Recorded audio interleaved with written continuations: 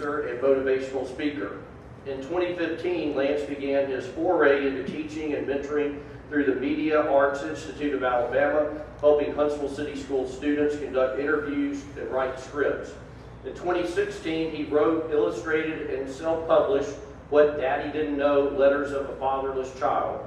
The book serves as a memoir of his childhood, detailing how he overcame childhood trauma and became successful while on the verge of being a statistic. What Daddy Didn't Know was awarded the gold medal in the National Indie Excellence Book Award in the category of autobiography. In 2020, Lance started Biomarketing, where he used bibliographical information of CEOs to help businesses rebrand and boost their sales. Fast forward to 2022, and Lance has continued his mentorship and teaching to students by starting his own virtual school curriculum, Lance Brazelton's Living Library. Lance's virtual school focuses on teaching students how to write books through social and emotional learning.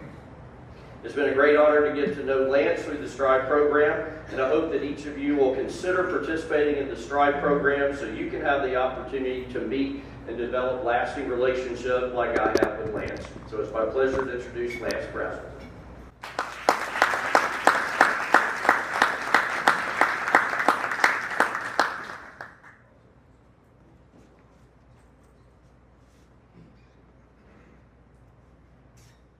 But one of the most pivotal chapters in that story, I can remember when I was on the verge of failing all my classes, and I'm not taking school seriously, I'm playing around, spending too much time with, focusing on what my peers are talking about. And I'll never forget this day. I get to school, get called to the principal's office again. I get in there. It's Doug, the principal, the assistant principal, and all of my teachers in the same room. So you can imagine I was sweating in this moment. And Doug has set this up to ask me one question. He had asked me, why are you failing? Never asked me while we were having lunch. He waited until I was in a spot to really force myself to accumulate the most authentic answer. He asked me that question, why are you failing? And I remember I told him that I simply wasn't applying myself. That day had literally been tattooed on my mind ever since. And not only was I no longer a failing student, I became one of the ambassadors for the school at the time, also won the Citizenship Award. Fast forward to many years later after that, my high school mentor, who once saw me on the verge of failing high school, also saw me single-handedly get contracts to write for multi-million-dollar companies. Now, from the perspective of my relationship with Doug, when you are mentoring a student, you have to understand that there are some generational, cultural things when it comes to the principles that kids live by and when it comes to the way they think. And a lot of times, a lot of people don't become a mentor because they feel that they're not really good at connecting with people who don't necessarily share the same cultural differences. But when it comes to these younger generations, we have to remember that we have transitioned into a technology era to where the way they conceive information and conceive new perspectives isn't necessarily always based on what you say. It's simply based on the image of what they see. So from that perspective and from that angle, Doug would, of course, talk to me about my grades, what's going on with home and things like that. But some of the biggest things I learned from Doug, he didn't even have to say. He didn't even have to tell me. Some of the most biggest things I learned from him came from me simply being exposed to his everyday environment. because all I knew was my single mother's front porch and the pathway of where it goes to walk to school. But from the perspective of when I started to come into these environments where Doug was, I started to meet new people, more influential leaders in the community, and in the process of having conversations with people, you start to figure out there's hidden potential inside you that you didn't even know existed. So from that point on, started getting contracts to not only write for myself, but write for other people. I've won book awards, the whole nine. But then God spoke to me. He had told me to revolutionize what it means to read. Now, at first, I thought to myself, oh, that sounds pretty cool. But at the time, I never knew exactly how to do that. And then he showed me, in order to revolutionize what it means to read, you have to first redefine what it means to write.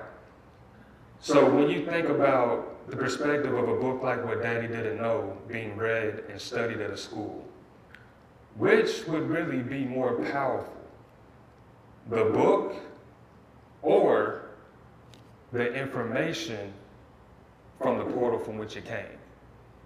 Would you rather give the child your story, or would you give the child the education of how you did it so they can do it themselves? And from that perspective, I established my virtual school literally this year on April 5th, 2022, Lance Brazelton's Living Library. A virtual academy where books are written in the form of self-developmental programs, and the traditional concept of reading becomes an innovative storytelling experience that's customized for every student in the classroom. My foundations that I have one for book writing, for life stories, memoirs, and biographies. I have one for publishing and global distribution. I have one for copyright registration. And something else I recently did is I actually digitized What Daddy Didn't Know to where it's now a virtual experience, to where there's videos and music incorporated with it as well. And the reason of why I saw so much relevance in the process of doing this is because the education system of any educational system around the world at that is built on the support beam of books. Without information articulated the correct way, education would cease to exist. But in the process of doing that, schools make reading a requirement, but by focusing so much on making reading a requirement, we accidentally and systematically tell our kids that they do not have the power to write the books and tell the stories. And it was from that perspective when I saw the relevance of why I needed to do it. And from the perspective of knowing exactly what I wanted to do and exactly how I wanted to make an impact, it took me 2 intentional years to build these curriculums. If you thought writing a book was hard, try writing a curriculum. Because in the process of doing that, what might be everyday information to you, you have to break down to where it can be spoon-fed to somebody even if you never meet them in person. And from the perspective of social and emotional learning, how it creates a safe space for that. See, social and emotional learning is basically the concept to where instead of focusing on just academics, a school also focuses on what they can do to better the behavior problems that they're having in schools, circumstances that their students are dealing with. And the education system actually shuns social and emotional learning and does not support it. The reason why they do not support it is because they feel like it'll be a Trojan horse for negative things in society to be talked about in the classroom, which I completely agree with 100%. Because in the process of building these curriculums, I understand that anyone who is against social and emotional learning have not been exposed to the most powerful aspect of social and emotional learning. Because instead of focusing on social issues that are going on outside, you can focus on the social issues of what's going on internally with each student. And in the process of doing that, the student has to socially articulate how they want themselves to be perceived if they were to publish their story. They have to articulate what's going on with themselves emotionally, and they learn something about themselves that they once didn't know before. And in hindsight, it reveals a hidden potential to where it's like, if I can do this, I can pass this exam. If I can write a book, I can ace this test. When I was a kid, I actually, believe it or not, I hated reading growing up. Like, I hated reading with a passion. Never checked out a book in the library. I was the type of kid to where when we would have to sometimes take some reading tests on the computer. I was that kid who would always grab a Harry Potter book thinking, because I saw the movie, the book gonna be just like it, so I'm gonna just take that test. I never checked out a book in the library. So when you think about it, how does a kid who hates reading grow up to write books for multimillionaires? Not just for yourself, but for other people as well. It's a completely different ballgame when you write for somebody else. You have to have the wisdom to understand how to erase the principles that you grew up with to really embody the principles of what kept somebody else going in order to tell their story. So not only is it a skill set, it's a skill set that's so diverse that you sometimes don't even know how relevant you really are. And I don't want to take up too much time today, but I'll probably talk to Ms. Davy about coming back later to where I can talk some more specifically on the Strive Mentoring Program, because it's just so much that I have to say in regards to that program. The very first time I ever had somebody speak into my life and the principles of everything Doug has planted, still to this day, is still growing. I still call Doug, I'm still in contact with my mentor from time to time. And it's not just a relationship while the kid is in high school. It's a relationship that continues after graduation, after they experiment with college, after they get into their field. These relationships continue to grow. And so to the mentors here who are already a part of that, I want to say thank you for making the sacrifice to save a life and patching that open wound on at-risk youth, just like myself, who still have the potential to succeed. Although I am the author, what Daddy Didn't Know is bigger than myself, and it's more than just a book. Because like I said, would you give a kid a book or the education of how they can do it themselves? So I'm gonna leave it there. And for anyone who's interested, if there's anyone here who has been thinking about writing your own story, or maybe you've already written your story and are in the process of trying to figure out how to publish that story and stay in full control of your rights and royalties, anyone who has questions about copyright registration and how to protect your intellectual property, and you do not need a lawyer to do that, outside on the table, I have a sheet of my courses, and I also have a QR code outside that it gives you access to the digital version of What Daddy Didn't Know. And what's so cool about the digital version, what I'm really trying to do is revolutionize what it means to read in modern day society. Because the concept of a book, you know, it's kind of like something that's old fashioned with this new generation. And if you're not doing something for the upcoming generations, then who are you really doing it for? So I pay attention to them. I talk to my little brothers and sisters a lot. I never see them walk around with a book, but I always see them walk around with a phone. So from that perspective, that's when I started to see, okay, I need to find a way to digitize even the books.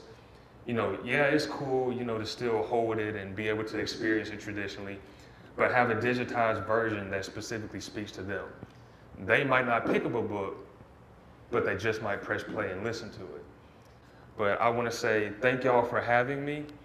I tried not to get emotional during the speech because your president said some powerful stuff to me before I got up. But I can definitely come back another time pretty soon to focus more specifically on the mentoring program.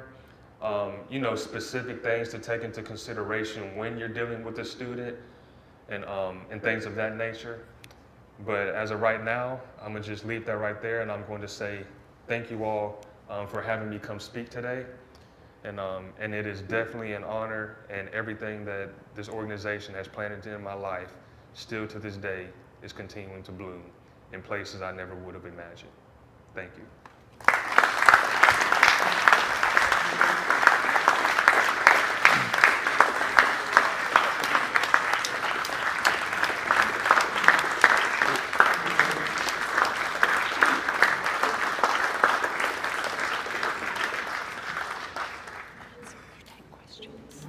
Oh, do I got time? Oh, I didn't know I could take questions. I love Q&As. So if anybody has a question about anything, there's no such thing as a stupid question. No such thing. I saw his hand first. Are there copies of your book in the city school libraries? Okay, the question is, are there copies of my book in the city school libraries? There are. Now here's what's so interesting. When you self-publish a book and you set it up as print on demand, when people order your book, you actually don't even know who's ordering it. Now, I graduated from Lee High School, so of course there's a book at Lee High School, of course. So kids read it and study it there. But what's interesting about not knowing who's buying it, I actually have emails on my phone from about 2016, 2017, 2018, to where principals from across the country, from Texas, all kind of places, has sent me an email asking questions about it, saying that their students were interested in reading it and studying it at their school. And the specific reason why they said the students were interested in it is because they felt that the information in it could help them better articulate what's socially going on with their generation. And so on that note, as far as I know, only Lee High School as far as I know. But it's definitely an initiative that I want to make a priority with schools starting back up this week. And along with that, also being able to have a digitized version to where, okay, yeah, the kids can read it or whatnot, but the teacher can also, go through it themselves without even having to do anything. And from the concept of the letters of a fatherless child, you can get so creative with all of the different chapters to where the students aren't just reading a book.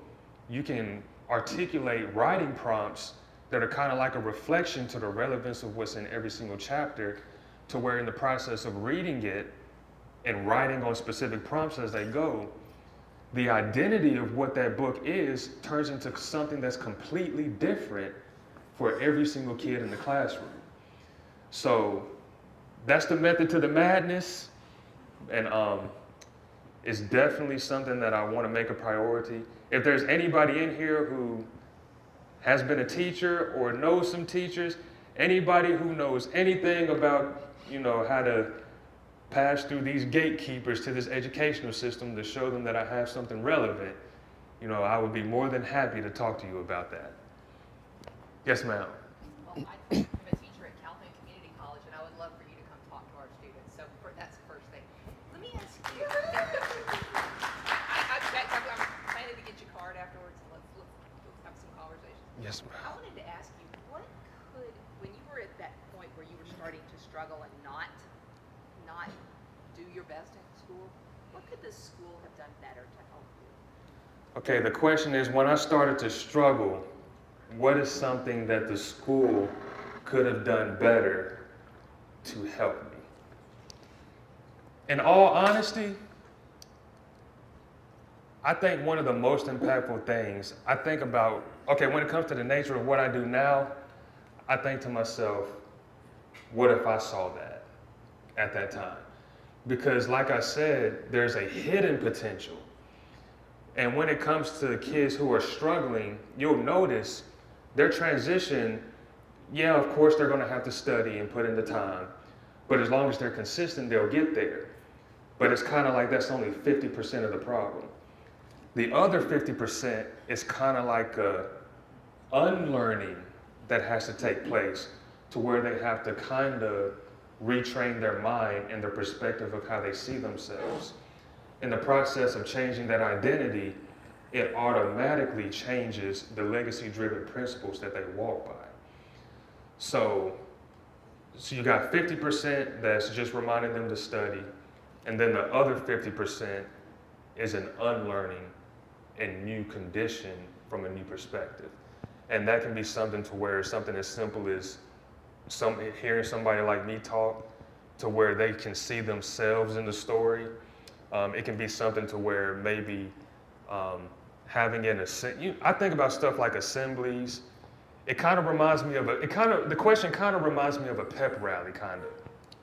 It's giving me some pep rally vibes.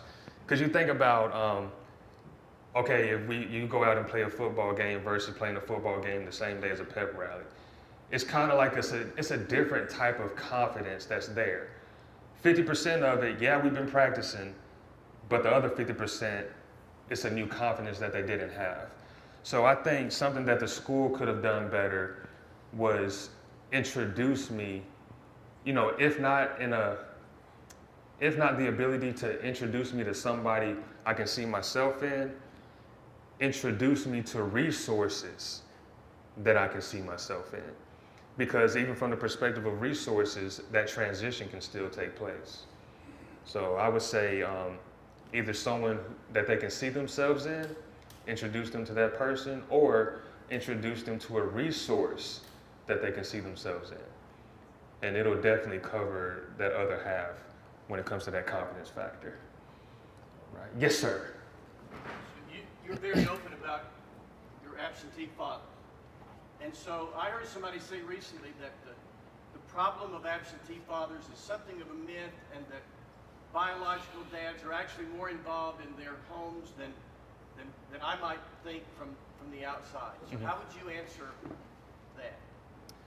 Okay, so the question is along the lines of is it more of the differences, or that those physically absent fathers are actually more involved than we might think. That they're more involved, even though they're not living there, they're involved. So has that been your experience? It's 100% true. Now when it comes to the fatherless pandemic, it's not from the perspective of, every fatherless kid is growing up without their dad. Because as we all know, relationships are complicated. So you do have fathers out there who are not in a position to where they can physically be there with their kids, and they are still financially supporting their kids. I have a lot of friends who are in a situation similar to that. And but my personal experience, the reason I grew up without my father is because he was incarcerated throughout my childhood. And that's the reason that I grew up without my father. But when it comes to the reason being, it's kind of like a roll of the dice. Every situation isn't going to always be the same. You do have fathers. You have fathers who are present. You have fathers who are not present, but financially are still present. You have some that want to be present. So the situation really just depends on the relationship of the parents, and a lot of times, sometimes parents, they sometimes use the kid as a gateway to get back at the other parent. So it's just so many other factors that come into play to where it's more of a relationship issue opposed to a fatherless issue. Because of the relationship issue, it trickles into a fatherless issue. But from the kid's perspective, the kid might only be exposed to whatever they're learning from the parent they are living with. It's a tricky topic, but there is a lot of times to where the father does support the kid, to where the kid doesn't even know how much he really supports. And as you know, ignorance is bliss when you're young. When it comes to family dynamics, you don't really pay attention to certain things until after you graduate high school. But that's my thought pattern on that, and along with my personal experience. Yes, ma'am. I got several questions. One, what year were you in the Stride program? And two, are you in contact with your father now, or is he still incarcerated? Okay, first question. What year was I in the mentoring program? I was in the Strive mentoring program for 2 years, my junior year in high school and my senior year in high school. It was, it was spring, I think it was spring of was it 2011, I think? Spring of 2011 when I was first introduced to the program. And I was in it for 2 years at Lee High School. The second question, am I still in contact with my father? That's it, okay. Let me take a deep breath when I answer this question. And if it's uncomfortable, I'm an open book. Open book, ain't no such thing. I am in contact with my father, but I have to love him from a distance. It's one of those situations to where there was a point in time when I was trying so hard to rekindle that relationship, but in the process of trying so hard, I did not know there was no such thing as making up for lost time.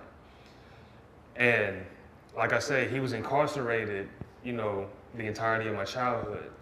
So in the process of trying to rekindle this relationship, in these conversations I have with him, believe it or not, it actually feels like I'm the dad and he's the kid. There's a chapter in What Daddy Didn't Know, there's an actual chapter called What Daddy Didn't Know. And I remember there's a specific part in there, and it speaks to what I'm saying. It was talking about how it says something like, now that I'm older and I'm no longer a child now, I understand why I felt like I was writing letters to another child like a pen pal. Even though it seems like I'm mad about it all the time, I never said I did not love you, not even one time. So it's one of those relationships to where it feels like I'm the dad and he's the kid, and I have to love him from a distance, because if I don't, it'll be detrimental to what I'm trying to build. And it's one of those things to where he calls me a lot, almost to the point to where it's like, all right, dude, you're being a little annoying now. But from the perspective, it's kind of like, how can you go around talking about, what daddy didn't know, but now he wants to be in your life so bad, but he doesn't understand where I'm at in my life. It's best that I'm isolated so I can continue to build at the moment. I'm still in a building stage at the moment. So that's the friction that comes along with it. I know exactly where he is. I do stay in contact with him. It's not the relationship that I want it to be, but I'm thankful for what I have. And that's my personal relationship of dealing with him at the moment. ask one more. Of course. Has he read your book? Ooh, this is a good one. The question is, has my dad read my book? Now, this is an interesting story. I actually never told him I was writing it. Now, what's interesting, it's kind of like conceptual-wise, What Daddy Didn't Know was originally a poem that I had wrote, and I felt the need to make it the name of my book. When I started to do some research, I had another mentor, who had told me to look into how many kids are growing up without a father. And I'm still young, so I never really thought about it. And when I looked at how many people could relate to that circumstance, that's when it was kind of like, okay, I see an opportunity to where if I target this correctly and I articulate it correctly to where other people can see themselves in the story, if it's at least 24 million children in America, that's a pretty good demographic if I write the perfect book for it. So that's why I named it What Daddy Didn't Know. His name actually isn't printed in the book, not a single time, because of the concept of what Daddy Didn't Know is. Now, I never told him I was writing it. When I published it, never told him I was about to publish it. I had a cousin on my dad's side of the family who had called me up one day and they was like, hey, your dad is having a hard time, man. Like you need to call him and talk to him. He's like real upset. And I'm like, I didn't really think about it. And then when she told me he was upset, she was like, because he just found out you wrote a book about him, and he's curious about what's inside it. And when I had talked to my mom about it, he had actually already spoken to my mother from the perspective of his pain, thinking that it's about him. And I kind of had to, like I said, it feels like I'm the dad and he's the kid. I had to literally have a sit down with him and explain to him, it looks like this is about you, but it's not about you. What Daddy Didn't Know isn't necessarily about you, it's about the circumstance that you share with other people who couldn't be there, during the childhood years with their children. So I had to have a sit down with him. And when I had that sit down with him, that's actually the moment when I actually gave him an autographed copy of that book. Has he read it?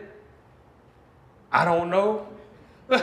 I don't know. I don't know. It's one of those things to where it's like, because it's him, I just don't ask questions about it, because I don't want to ever come off from the perspective of, okay, he already sees me doing so much on social media with it. I don't want him to feel like I'm trying to punch him on purpose by purposely asking him questions and things like that. So I let it be something that's kind of like something that's natural on his time. If it's something that he wants to look into, he can do it, and he knows it's from the perspective of, regardless of how hardcore some of the things might seem, the overall message is still a love letter to you. So he understands that now.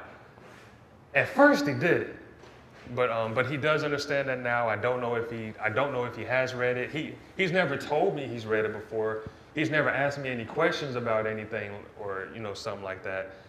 But I think just the conversation of explaining to where he can understand it's not about you, it's about your circumstance. It's not something you should hide, but something you should spotlight. I think just because that calmed his spirit, I feel he's at ease with it regardless of what I put in it. And he supports it.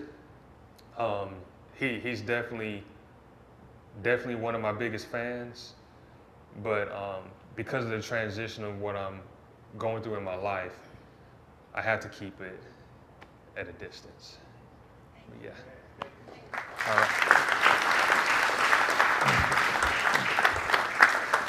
Oh man.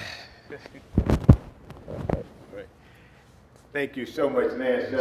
You say he's one of your biggest fans, but I got to tell you, there's some other big fans in this room today. So you can expect to be hearing from, I know me personally, and I think we got some things that we can do to help folks understand where you're coming from and what you're all about. Yes, sir. Yes, sir. Thank you. Thank you for that. And as you know, in honor of your presentation, we're going to make a donation to our local foundation which supports Strive. You are very familiar with that. And sitting there with your mentor, and so that's our signature program, which is the here in the Huntsville area at our schools. And you do our program proud, our Strive program proud. So for upcoming programs,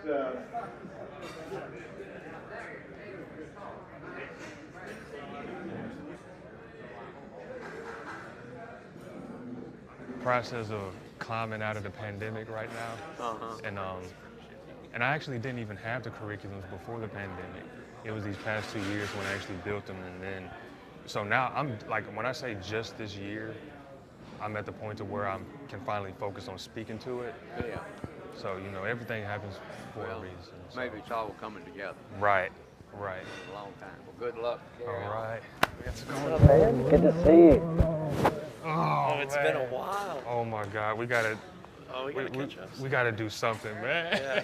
Yeah. So you're around this week? Yeah. All right, yeah. I'll have to- Are you in town? Yeah, so I'm here until basically the end of this week. Yes, sir. I'll Good. go back to school.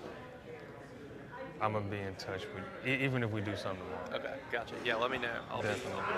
yeah, just shoot me a text. I'm gonna send you my info card, man. Okay, But I'm gonna yeah. definitely be in touch with Yeah, you, definitely. man. Definitely. We'll definitely do something sometime tomorrow. Yeah, man. Well, great. Yes, sir. Great talk, and yeah, let's get together sometime this week. Definitely. I know it's been too long. Oh my God. Yeah, y'all don't understand what's going on with me today, man. Today is deep, man. I can barely stand up today. That is awesome. You were amazing, though. Oh, my thank you so gosh. much. Thank you so much. I seriously want to get your card or some way to get in touch with you because Definitely. we've got students who are just floundering right now, and I think part of it is just we're not doing enough to help them find their purpose. And Right. I was just sitting here listening to you, thinking about all the things we could do. Oh Holy man. cow. I can get so much more creative with students too. Yes, exactly. So It's- I would love. Definitely. I'm the Dean of Humanities and Social Sciences, and maybe a Vice President soon. Keep your fingers crossed. You said Dean of Humanities and Social Sciences. Humanities. Okay. I got you. All right. I'm gonna definitely send you my info card. Okay, as soon and as I I'm get easy to the- find on the internet if you want to email Okay. me. If it's easier to email. My email address is on the internet, on the Calhoun website. So. Oh, so feel you free to- use the one that's on the website? Yeah. Okay. Yeah, absolutely. I would love to have some conversations with you about what we can do together. Definitely. I'm gonna definitely be in touch with you Thank you because so much for this today. This was Man. amazing. It really was amazing. I loved it so much. man, it's You are an inspiration. it's you been- are an inspiration. Seriously, I love it. Thank you so much. I'm gonna definitely be in contact, Ms. Dawn. It was nice And meeting if you you. don't, I'm gonna hunt you down. Oh, I'm gonna definitely be in touch. I Hello. won't keep you, but I will It's tell nice you, to meet you. single parent of a Really? son that, and I don't want to cry, and I was glad you didn't cry, but We're going to get you. I got you. I know where you're coming from. oh my gosh, no you don't. He does. He does. You don't. All right. Oh gosh. My son is still out there floundering.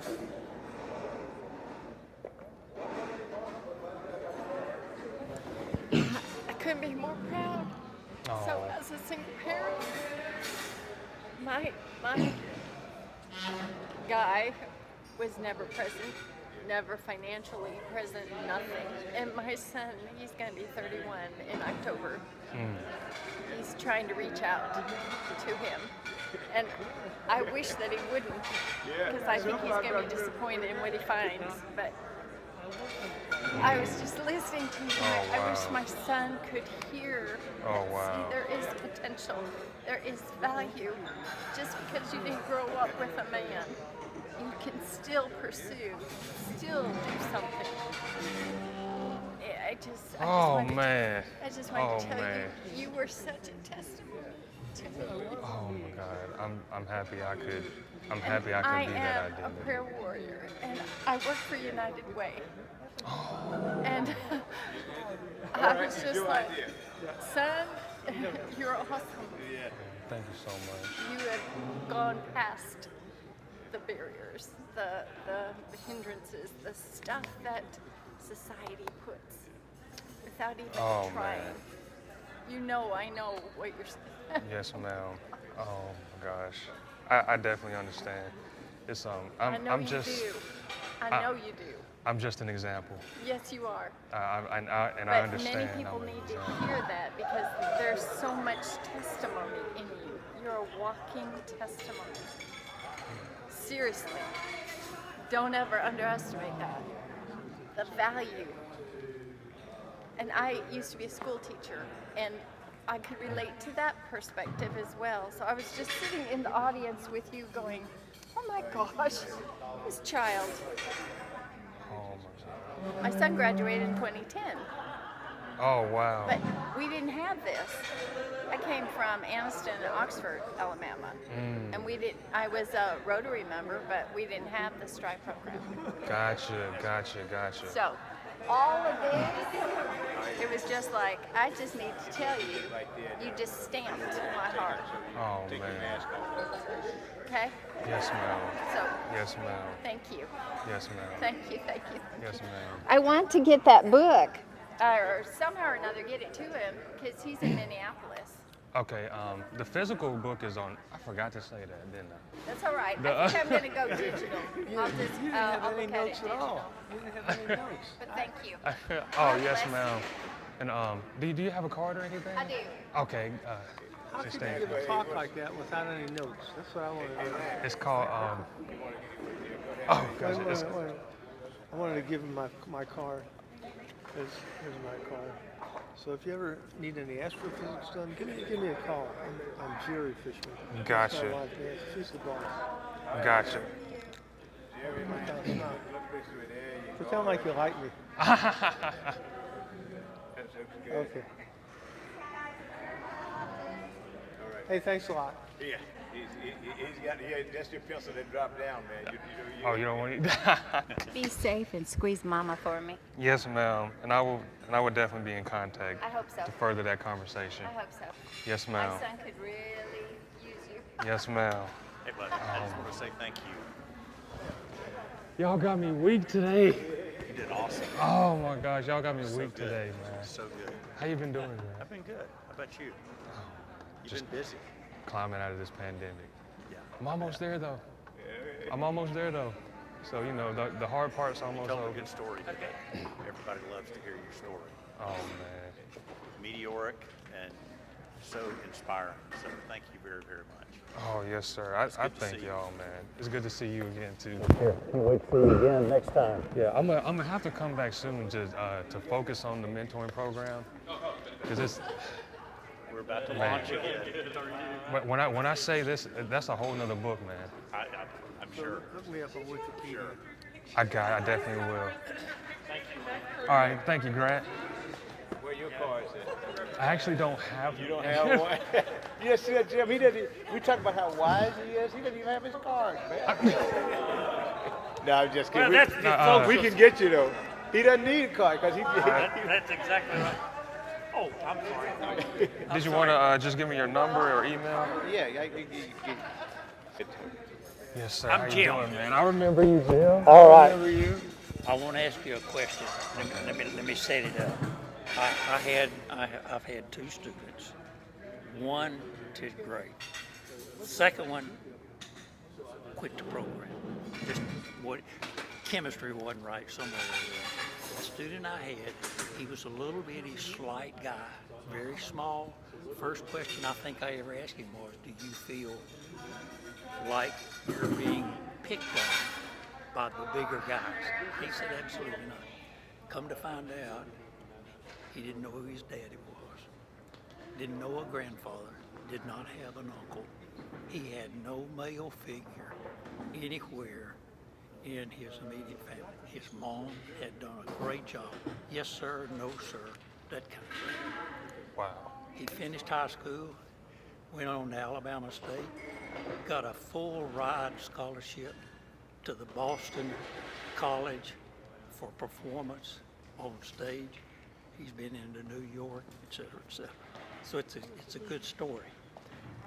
The question I have for you, whenever I had him as a senior in high school, his name was Tristan. I said, Tristan, let me ask you something. How long has it been since you told your mom that you loved her? Couldn't remember. I don't know that he had ever told her. I said, Tristan, I'm going to ask you that question every week until you give me an answer. So it took, I don't know, 4 or 6 weeks until he finally came in and he didn't have to tell me.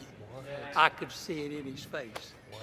So now my question to you is that an unfair question to ask